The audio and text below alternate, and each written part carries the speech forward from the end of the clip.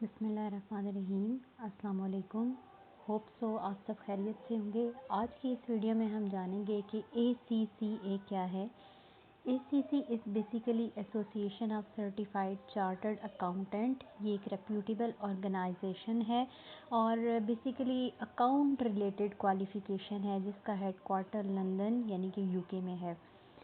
ACCA बहुत valuable qualification है, outstanding accountancy qualification है जो कि आपको ढेर सारी अपॉर्चुनिटीज़ प्रोवाइड करती है regarding finance departments, banks, industries, setups relating to budgeting and revenue and taxation. अक्सर लोग CA और ACCA में डिफरेंस नहीं कर पाते कि दोनों ही बेसिकली चार्टर्ड अकाउंटेंट या अकाउंटेंट रिलेटेड क्वालिफ़िकेशंस हैं। तो इसमें हम देखेंगे कि बेसिकली ACCA इंटरनेशनली रिकॉग्नाइज्ड है, जबकि CA जो है वो कुछ ही कंट्रीज़ में लोग इसको जानते हैं, इससे फेमिलियर हैं। उसके बाद ACCA जो है इसमें आपको 14 सब्जेक्ट्स इंडिविजुअली पास करने होते हैं, जबकि CA में आपके पास ग्रुप ऑफ सब्जेक्ट्स होते हैं।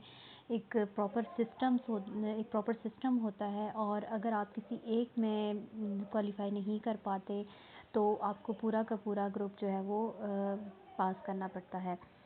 नेक्स्ट जो ACC के एग्ज़ाम्स होते हैं वो बहुत ज़्यादा हार्ड होते हैं as compare to the CA जो है वो कंपैरेटिवली ACCA के इजी है।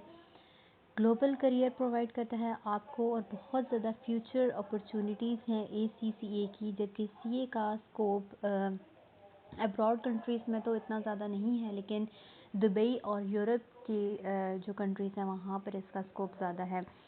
उसके बाद ACCA जैसे कि मैंने आपको बताया कि ये इंटरनेशनल स्टैंडर्ड्स को फॉलो करता है, लेकिन CA जस्ट नेशनल स्टैंडर्ड्स को फॉलो करता है।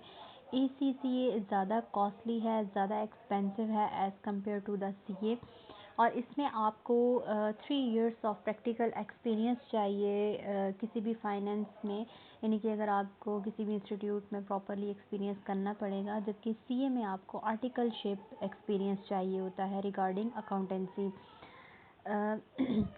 उसके बाद ACCA में आपके 9 पेपर्स होते हैं, यानी कि 9 पेपर्स आर्टिकलशिप अगर आपके पास है उसके साथ साथ आपके 9 पेपर्स लाजमी आपको करने पड़ते हैं, जबकि CA में इस तरह की कोई बाउंडिंग नहीं है।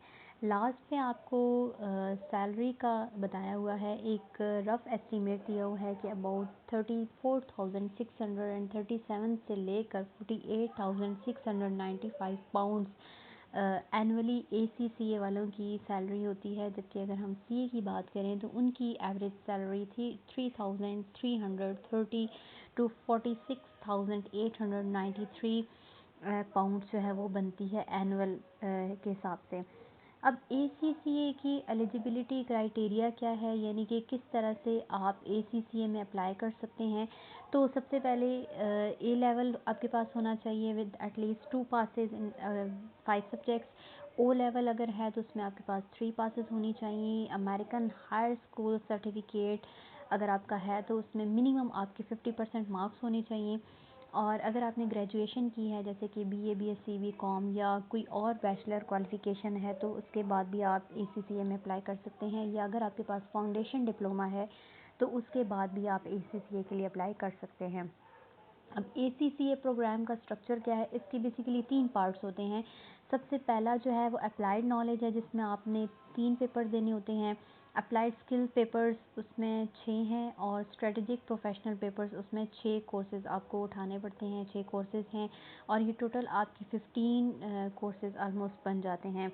अब सबसे पहले अगर हम अप्लाइड नॉलेज पेपर्स की बात करें तो उसमें जो 3 सब्जेक्ट्स हैं आपके वो है business and technology, management accounting and financial accounting. अब इसमें जो है वो क्रेडिट आवर्स तीनों सब्जेक्ट्स के लिए जो है वो 2 आवर्स हैं। जो सेकंड पार्ट है that is applied skills paper, उसमें आपके पास 6 कोर्सेज़ हैं या सब्जेक्ट्स हैं, जैसे कि corporate and business law, performance management, taxation, financial reporting, audit assurance and financial management, और हर एक के 3 क्रेडिट आवर्स हैं।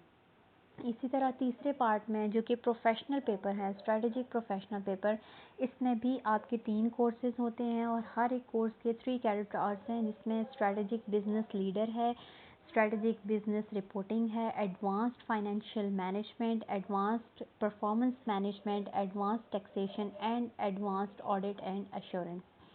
अब इनके एग्ज़ाम्स किस टाइप के होते हैं कि एग्ज़ाम्स की दो टाइप्स हैं, एक है कंप्यूटर बेस्ड एग्ज़ाम्स यानी कि जैसे कि ऑनलाइन सिस्टम होता है, और दूसरा है पेपर बेस्ड एग्ज़ाम्स यानी कि रिटन एग्ज़ाम जो होता है। अब जो कंप्यूटर बेस्ड एग्ज़ाम है इसमें आपके फर्स्ट 4 पेपर्स होते हैं, और हर मंथ मतलब आप साल की किसी भी मंथ में ये आप पेपर अटैम्प्ट कर सकते हैं, और इसमें जस्ट आपके पास ऑब्जेक्टिव टाइप क्वेश्चंस आते हैं। लेकिन अगर हम पेपर बेस्ड एग्ज़ाम की बात करें तो लास्ट 2 पार्ट्स में जितने भी पेपर्स हैं उसके लिए आपको पेपर बेस्ड एग्ज़ाम अटैम्प्ट करना पड़ता है, और पेपर बेस्ड एग्ज़ाम जो है वो मार्च, जून, सितंबर और दिसंबर में होता है, और दोनों तरह के क्वेश्चंस होते हैं, यानी कि ऑब्जेक्टिव भी होंगे और सब्जेक्टिव भी होंगे। अब अगर हम इसकी फ़ीस स्ट्रक्चर की बात करें तो अगर आपने किसी भी इंस्टीट्यूट में रजिस्टर करना है तो मिनिमम इनकी जो रजिस्ट्रेशन है वो 8000 है।